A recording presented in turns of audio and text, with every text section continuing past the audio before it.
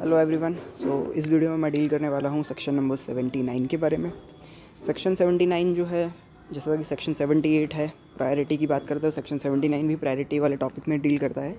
और सेक्शन 78 और 79 दोनों ही एक्सेप्शन है सेक्शन नंबर 48 के, इसी एक्ट के। तो ट्रांसफ़र ऑफ प्रॉपर्टी एक्ट का जो सेक्शन नंबर 48 है, उसी के एक्सेप्शन है सेक्शन नंबर 78 और 79। ठीक है जी। अब बात आती है कि सेक्शन 79 क्या कहता है। तो अगर मैं आपको एक इलस्ट्रेशन दूँ पहले, तो शायद आपको जल्दी समझ में आ जाएगा। मान लीजिए क्या है, मैंने मेरी प्रॉपर्टी किसी एक व्यक्ति को मॉर्टगेज करी। मैं मॉर्टगेजर, दूसरा व्यक्ति मॉर्टगेजी। वो मॉर्टगेजी मुझे 50,000 रुपये देने को तैयार है। मान लीजिए मैंने mortgage by deposit of title deed किया। बैंक में मैंने डिपॉजिट ऑफ टाइटल डीड के लिए मॉर्टगेजी जो है बैंक को बनाया। मैं मॉर्टगेजर था। बैंक ने मेरी प्रॉपर्टी को देख के मुझे कहा कि हम आपको 50,000 रुपये दे सकते हैं। मैं बैंक से कहता हूँ कि मुझे आप अभी एक काम कीजिए, सिर्फ 20,000 रुपये दे दीजिए। 30,000 रुपये जो है मैं आपसे बाद में ले लूँगा जब भी मुझे ज़रूरत पड़ती है। ठीक है। तो बैंक से आपने mortgage by deposit of title deed कराया है। बैंक ने आपको 20,000 रुपये ट्रांजैक्शन दे दिए हैं और 30,000 रुपये आप जब चाहें जब ले सकते हैं। जितना आप अमाउंट लेंगे आपको उतना इंटरेस्ट उस पर देना ही पड़ेगा। तो अभी आपने 20,000 रुपये लिया है तो आपको सिर्फ 20,000 रुपये पे ही इंटरेस्ट देना पड़ेगा, 50,000 पे नहीं देना पड़ेगा, क्योंकि जितना आप लोगे उतने पे इंटरेस्ट मिलता है। ये है मॉर्टगेज का रूल। इसी को मॉर्टगेज मनी कहते हैं कि principal money plus interest is equal to mortgage money, जो कि डेफिनेशन में लिखा है। अब बात ये आती है कि अगर मान लीजिए मैंने सेम प्रॉपर्टी पे किसी सब्सिक्वेंट पर्सन के साथ मॉर्टगेज किया, सेकंड मॉर्टगेज कोई किया है उस प्रॉपर्टी पे।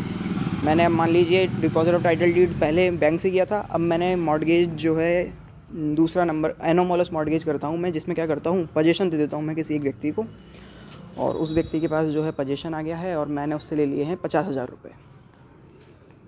ठीक है। तो मैंने सब्सिक्वेंट मॉर्टगेज किया है और सब्सिक्वेंट मॉर्टगेजी से 50,000 रुपये ले लिए हैं सेम ही प्रॉपर्टी पे। लेकिन पहले मैंने mortgage by deposit of title deed किया था, टाइटल डीड से मेरे पास मॉर्टगेज था। अब मैंने मॉर्टगेज बाय पोजीशन किया है, जिसमें मैं इसको एनोमोलस मॉर्टगेज बोल रहा हूँ। ठीक है। एनोमोलस मॉर्टगेज क्यों? क्योंकि पोजीशन दिया और यही कहा है कि पेमेंट जो है मैं 1 साल के बाद दे दूँगा आपको। तो ये एनोमोलस मॉर्टगेज की कंडीशंस में आएगा। ठीक है। अब बात ये आती है कि जब भी अगर मान लीजिए जो ए व्यक्ति है वो अगर पैसे नहीं दे पाता है, ना तो बैंक को और ना ही उस व्यक्ति को जिस व्यक्ति से सब्सिक्वेंट मॉर्टगेज है, जो सब्सिक्वेंट मॉर्टगेज है उस व्यक्ति को भी। ठीक है। तो क्या होगा? तो ये होगा कि जब भी प्रॉपर्टी बिकेगी तो उस व्यक्ति ने बैंक से जितना अमाउंट ले रखा है, पहले बैंक को उतना ही पेमेंट करना पड़ेगा, और फिर जो बचा हुआ अमाउंट है उसमें से जो सब्सिक्वेंट मॉर्टगेजी है उसको मिलेगा। अब बात आती है कि ये तो सिंपल रूल है, इसमें कोई इशू है ही नहीं। लेकिन जो ये सेक्शन बताना चाह रहा है वो ये बताना चाह रहा है कि जब मैंने सब्सिक्वेंट मॉर्टगेजी से 50,000 रुपये ले लिए थे, उसके बाद अगर मैं फ़र्दर बैंक से 30,000 रुपये जो मेरे बचे हुए थे पहले के वो ले लेता हूँ, तो यहाँ पे मैंने जो 30,000 रुपये लेने का ट्रांजैक्शन किया है वो 50,000 रुपये वाला जो मॉर्टगेज है उसके बाद किया है। तो भी बैंक को जो 50,000 रुपये हैं वो पहले ही मिलेंगे, और जो सब्सिक्वेंट मॉर्टगेजी है जिसको 50,000 रुपये मिलने चाहिए थे उसको बाद में ही मिलेंगे। ये है सेक्शन 79, जो कि प्रायोरिटी वाला जो सेक्शन 48 है उसका एक तरह का एक्सेप्शन हो गया। कैसे? वापस समझ लीजिए। मैंने बैंक से मॉर्टगेज लिया है 50,000 रुपये का। अभी मैंने बैंक से सिर्फ 20,000 रुपये लिए, बोला 30,000 रुपये जब ज़रूरत पड़ेगी बाद में ले लूँगा। सेम प्रॉपर्टी पे मैंने सब्सिक्वेंट मॉर्टगेज किया उस प्रॉपर्टी को, और सब्सिक्वेंट मॉर्टगेजी से फिर मैंने 50,000 रुपये लिए हैं। अब मेरे पास टोटल बैंक से 20,000 रुपये, सब्सिक्वेंट मॉर्टगेजी से 50,000 रुपये, 70,000 रुपये हो चुके हैं।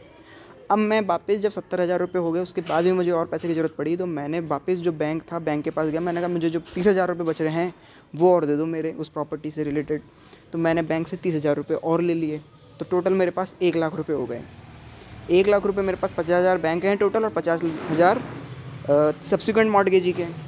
लेकिन जो मैंने 30,000 जो लास्ट ट्रांजैक्शन किया है वो 30,000 का किया था, जो कि बैंक से किया था। तो ये सेक्शन जो है ये बताता ये है कि अगर if a mortgagee made to secure future advances, ठीक है, अगर कोई मॉर्टगेज जो है वो फ्यूचर एडवांसेस को सिक्योर के हिसाब से होता है। फ्यूचर एडवांसेस कौन सा था? ये 30,000 रुपये वाला। कि 30,000 रुपये जो है बाद में आप ले लेना, ठीक है। The performance of an engagement और the balance of a running account. तो परफॉर्मेंस ऑफ एंगेजमेंट का मतलब कि अगर कोई भी कॉन्ट्रैक्ट हो रहा है, परफॉर्मेंस ऑफ एंगेजमेंट मतलब जो कॉन्ट्रैक्ट हुआ है बैंक और हमारे बीच में, उसके अंदर the balance of a running account, जो भी बैलेंस बच रहा है, कॉन्ट्रैक्ट के अंदर 20,000 ले लिए हैं, 30,000 अभी लेने बाकी हैं, तो बैलेंस 30,000 वहाँ बचा हुआ है। Expresses the maximum to be secured thereby, और मैक्सिमम कितना सिक्योर्ड हो सकता है उस कॉन्ट्रैक्ट के अकॉर्डिंग, वो टोटल 50,000 है जो कि कॉन्ट्रैक्ट में ऑलरेडी लिखा हुआ है। A subsequent mortgagee of the same property. तो अब प्रॉपर्टी का सब्सिक्वेंट मॉर्टगेजी है जो कि अपना C पर्सन था, जिससे मैंने 50,000 रुपये एक साथ लिए थे, मॉर्टगेज बाय पोजीशन किया था, जिसको मैंने एनोमोलस मॉर्टगेज बोला था। तो क्या होगा, if made with notice of the prior mortgage, और उसको नोटिस था इस चीज़ का, उसको ये जानकारी थी कि इस प्रॉपर्टी पे ऑलरेडी एक मॉर्टगेज हो चुका है, ठीक है, नोटिस ऑफ प्रायर मॉर्टगेज। तो क्या होगा, तो वो जो सब्सिक्वेंट मॉर्टगेजी है वो पोस्टपोन्ड हो जाएगा to the prior mortgagee in respect of all advances. तो जो सब्सिक्वेंट मॉर्टगेजी है वो पोस्टपोन्ड रहेगा in respect of all advances. तो बैंक से मैंने पहले 20 लिए, फिर मैंने दूसरे व्यक्ति से 50 लिए, और फिर मैंने तीसरे व्यक्ति से बैंक से वापस 30,000 रुपये लिए हैं।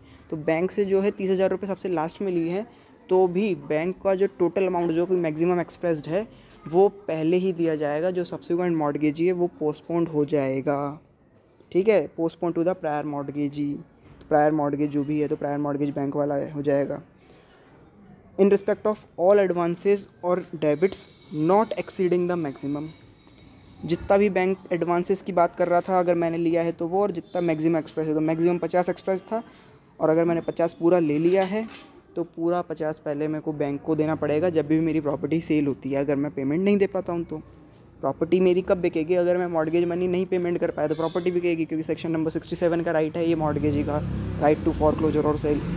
तो अगर सेल होती है प्रॉपर्टी की तो जो प्रॉपर्टी से इनकम होगी तो पहले बैंक को 50,000 पूरा जाएगा, उसके बाद 50,000 जो है सब्सिक्वेंट मॉर्टगेजी को मिलेगा। ये नहीं होगा कि पहले बैंक को 20 दो, फिर 50 मुझे दो, फिर वापस बैंक को 30 दो, नहीं, पहले बैंक को पूरा 50 ही देना पड़ेगा। ये है सेक्शन 79, ठीक है। दो मेड और allowed with notice of the subsequent mortgage, चाहे जो भी ट्रांजैक्शन जो 30,000 का हुआ है वो सब्सिक्वेंट मॉर्टगेजी के नोटिस में था, सब्सिक्वेंट मॉर्टगेज वाला जो है उसके नोटिस में था या नहीं था, ठीक है। जो मैक्सिमम अमाउंट 50,000 का है वो सब्सिक्वेंट मॉर्टगेज के बाद भी दिया है तो कोई इशू नहीं है। 30,000 रुपये जो दिए हैं, 30,000 रुपये सब्सिक्वेंट मॉर्टगेज के बाद ही मिले हैं आपको, तो 30,000 रुपये सब्सिक्वेंट मॉर्टगेज के बाद मिलने के बाद भी ऐसा नहीं है कि आपको 30,000 जो है आप सब्सिक्वेंट मॉर्टगेज के बाद ही मिलेंगे। सब्सिक्वेंट मॉर्टगेज का जो व्यक्ति है उसको पहले पैसे मिलेंगे और आपको 30,000 बाद में मिलेंगे बैंक को, ऐसा नहीं होगा। जो पहला पेमेंट होगा वो बैंक को ही जाएगा, क्योंकि जितना आपने बैंक से एक्सप्रेस किया है मैक्सिमम जितना अमाउंट है, अगर पूरे 50,000 किए हैं तो पूरे 50,000 पहले बैंक को जाएंगे प्लस इंटरेस्ट जाएगा, और उसके बाद जो अमाउंट बचेगा उसमें से फिर जो सब्सिक्वेंट मॉर्टगेज है उसको मिलेगा। और अगर बैंक से सिर्फ 20,000 रुपये लिए थे, अभी 30 नहीं लिए, तो सिर्फ 20,000 और प्लस इंटरेस्ट, और उसके बाद फिर जो सब्सिक्वेंट मॉर्टगेज उस पर जाएगा। तो सेक्शन 79 सेक्शन नंबर 48 का इस तरह से क्या हुआ है एक्सेप्शन, क्योंकि 48 ये कहता है कि जिससे पहले पैसा लिया है, जिसका पहले राइट आया है उसको पहले पेमेंट होकर होगा। लेकिन यहाँ पे बात क्या आ रही है कि अगर एडवांस था और मैक्सिमम जो है सिक्योर्ड की बात थी, तो जिससे पहले लिया है मैक्सिमम अमाउंट जो भी लिया है उसको पहले ट्रांसफ़र करो, बाद में दूसरे व्यक्ति को जो भी सब्सिक्वेंट है। तो ये है सेक्शन 79। इलस्ट्रेशन में यही बात मिलेगी, बस बी एंड कंपनी की जगह आप बैंक का नाम लिख दीजिए और अमाउंट की जगह 50, जो मैंने इनिशियल 50,000 बोला है वो यहाँ पे 10-10 हज़ार करके लिखा हुआ है। ठीक है जी, थैंक यू।